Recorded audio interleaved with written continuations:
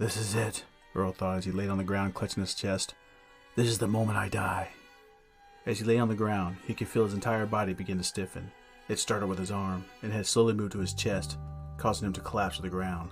Now he could feel the rest of his body cramp and the world become blurry. Before the world fully faded away, time seemed to freeze, and all his pain vanished. Confused, he sat up. What the hell? He said when he saw his own body lying on the ground. He reached his hand out, but when he expected to feel the solid mass that was his body, his hand merely slipped through. Am I dead? He asked no one in particular, but someone answered.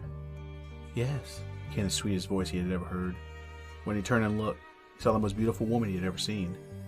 Come with me, she said, stretching out her hand for him to grab. She led him away from his body into a separate room. There, she started. Now we can talk without the distraction of your lifeless body.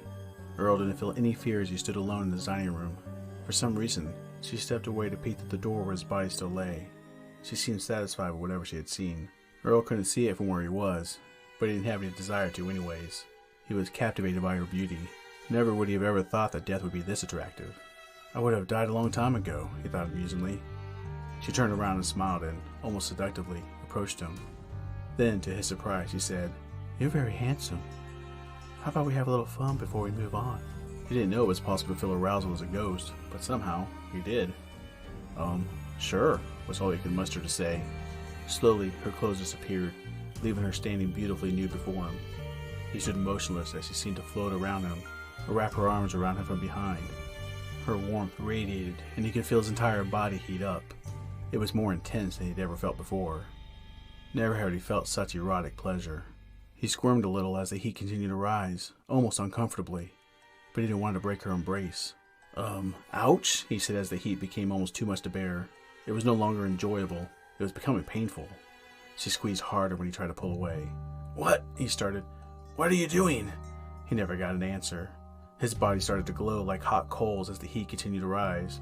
With a final scream of pain, his body burst into flames and his body disintegrated. With a satisfying smile, she dropped her hands and watched as the last of his embers floated away.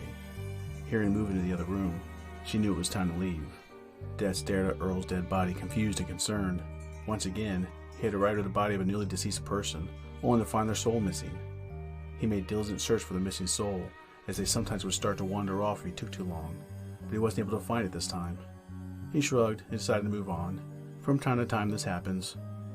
He didn't understand it, but had too many more souls to lead to the afterlife to waste time on a small number of them that went missing. With one final look around, he vanished.